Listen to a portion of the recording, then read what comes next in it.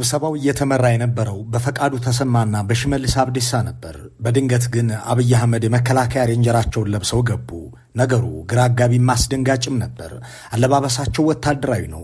አገሪቱ ጦርነት ላይ እንደሆነች ብናውቅም እሳቸው እንደሚመጡም ሆነ ወታደራዊ ውይይት እንደምናደርግ አልተነገረንም። ሁላችንም ግራ ተጋብተንም ደንግጠንም ባለንበት እሳቸው መድረኩ ላይ ከሽመልስና ፈቃዱ መካከል ቁጭ አሉ። ሰላምታ ካቀረቡልን በኋላ ወዲያው መናገር ጀመሩ። ንግግራቸው አጭርና ቀጥተኛ ነበር። ህወሓት ወደ አማራ ክልል እየገባ መሆኑን የሰማችሁ ይመስለኛል። ይሁንና ይህ ሊያሳስባችሁ አይገባም። ከቁጥጥራችን ውጭ የሚሆን ነገር አይደለም። በፉከራው ያስቸገረንን ጽንፈኛ ፋኖ ለማስተንፈስ በማሰብ አውቀን ለቀንባቸው ነው። ስራውን ሲጨርስና ጊዜው ሲደርስ ይመለሳል። በነገራችን ላይ የሰሜን ዕዝም የተጠቃው ከኛ እውቅና ውጭ አልነበረም። ይህንን የቀነጨብነው በዚህ ዝግጅት ከምናቀርብላችሁ ጥንቅር ላይ ነው። ጽሑፉን ያደረሱን አንድ የኦህዴድ ብልጽግና የጨፌ አባል ናቸው። ከጥቂት ዓመታት በፊት በኦሮሚያ የአንድ ቢሮ ኃላፊም ነበሩ። እኒህ ባለሥልጣን በአፋን ኦሮሞ ጽፈው የላኩልንን ጽሑፍ በአማርኛ ቀይረን ወደ እናንተ እናቀርበው ዘንድ ወደናል። በየመሃሉም ከጸሐፊው ሐሳብ ጋር የሚመጋገቡና ጊዜውን የሚያስታውሱ ጉዳዮችን እናጣቅሳለን። ጸሐፊው ከሰሞነኛው የመከላከያ አስገዳጅ ወታደራዊ ምልመላ ተነስተው ለእኛ በላኩት በዚህ አስተያየት እሳቸው ብዙ ወጣቶችን እያስገደዱ እያሳመኑም ወደ ሰራዊቱ እንዲቀላቀሉ ሲያደርጉ እንደነበር አምነው ከሐምሌ 2013 ዓ.ም ጀምሮ ግን አመለካከታቸውን የሚቀይር የ10 ደቂቃ ሁነት በአዳማ ገልማ አባገዳ አዳራሽ መፈጸሙን ይገልጻሉ።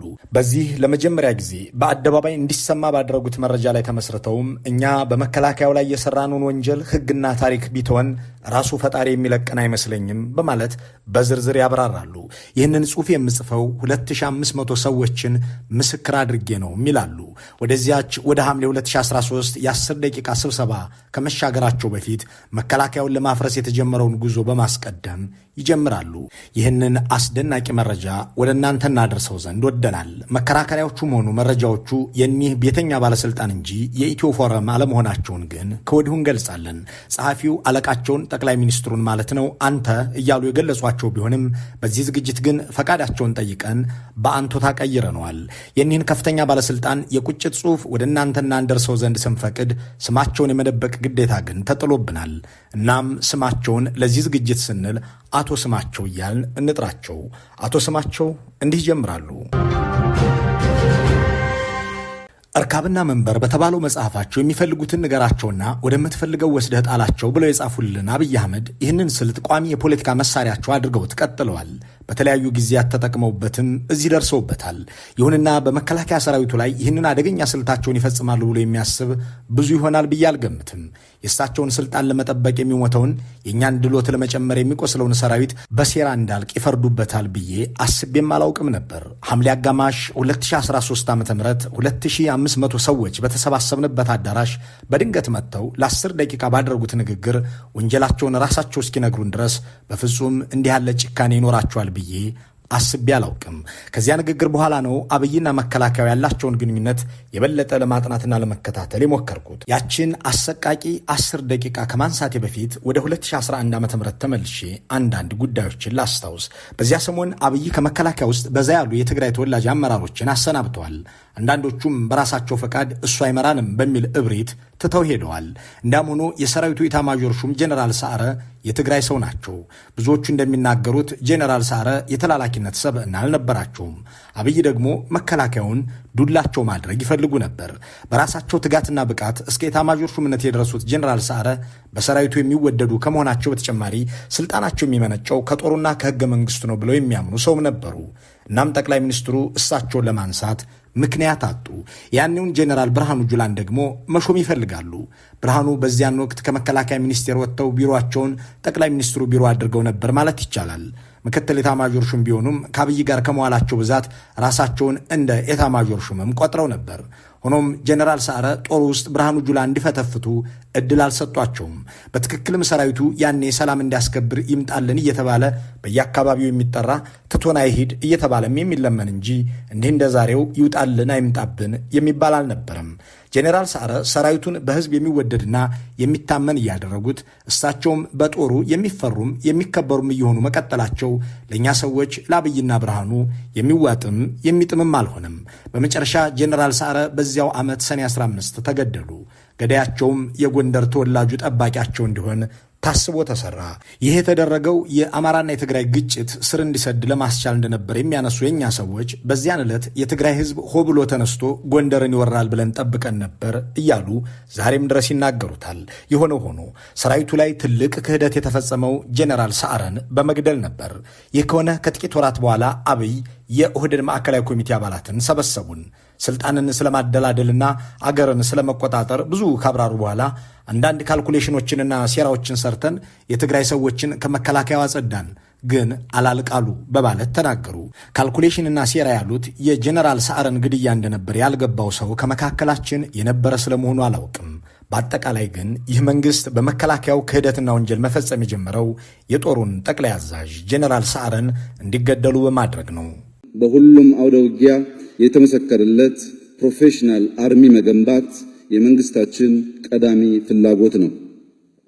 ወታደራዊ አመራሩ ከሳይንስና ዕውቀት እንዲሁም ሳይንሳዊ ጥበብ ባሻገር የፖለቲካ አመራሩ ፍላጎትና የፖሊሲ አቅጣጫ በሚገባ የማወቅና የመተንተን አቅም ሊኖረው ይገባል።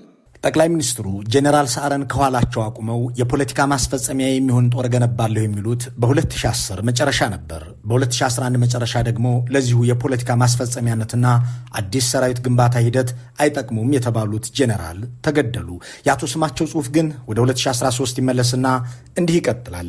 ጠቅላይ ሚኒስትር አብይ ተቋማትን በተለይም መከላከያን ለሀገር ምሰሶ በሚሆን መልኩ ለመገንባት እየሰሩ መሆናቸውን በየአጋጣሚው ያወሩ ያውጁ ነበር። በብልጽግና የምርጫ ማኒፌስቶ ላይ ይሄው በግልጽ ተቀምጧል። እውነቱ ግን የተገላቢጦሽ መሆኑ የሰሜን ዕዝ ጥቃት ያሳያል። ጥቅምት 2013 የሰሜን ዕዝ ተጠቃ። አብይ በእኩለ ሌሊት ከተኛንበት ቀስቅሰው የኢትዮጵያ መከላከያ ሰሜን ዕዝ ሌሊት በተኛበት በህወሓት ጁንታ መጠቃቱን በቴሌቪዥን ነገሩን። ይህ ሲሰማ ከውስጥም ከውጭም ብዙ ሰው ተቆጣ። በሚችለው ሁሉ ለመከላከያ የነበረውን ድጋፍ ጠበብ ሲል ለህወሓት፣ ሰፋ ሲል ለትግራይ ህዝብ ያለውን ጥላቻ ገለጸ። ህወሓት ጦርነቱን የጀመረው አብይ መሆኑን በመጥቀስ ቢያስተባብልም የሰማው አልነበረም። ሁሉም ጁንታውን እያወገዘ ፎከረ። መከላከያውም ወደ ውጊያ ገባ። ኤርትራም በስውር ጦርነቱን ተቀላቀለች። በዚያ ላይ የአረብ ኤሚሬትስ ድሮን የአንበሳውን ሚና ተጫወተ። በዚህ ሁሉ ገዛ መከላከያ በ3 ሳምንታት መቀልን ተቆጣጠረ። የህወሓት አመራሮችም ወደ በረሃ ሸሹ። አንዳንዶቹ ሲገደሉ፣ አንዳንዶቹ ተያዙ። አብይም በፍጥነት ሄደው የመከላከያን ሬንጀር በመልበስ ፎቶ ተነስተው አሰራጩ። ለፓርላማው ደግሞ ህወሓት በአየር ላይ የተበተነ ዱቄት መሆኑ ተገልጾ ጦርነቱ ማለቁን ለህዝብ ተነገረ። መከላከያውና ህዝቡ በገለጻው ከመደሰት አልፈው ተዘናጉ። በዚህ መሃል የትግራይ ሰራዊት መጋቢት 2013 ዓ.ም ወርቀዲኖ በተባለ ቦታ መከላከያን ክፉኛ ማጥቃቱን የመከላከያ ጄኔራሎች ይነግሩን ጀመር። አንዳንዶቹም ፖለቲካዊ መፍትሄ እንዲሰጠውና ጦርነቱ በዚሁ መልኩ ካልተጠናቀቀ በስተቀር በውጊያ እንደማያልቅ ይህንንም እንድናስረዳ አብይም ላይ ግፊት እንድናደርግ ይጠይቁን ጀመር። ሆኖም አብይ የሚሰሙ አልነበሩም።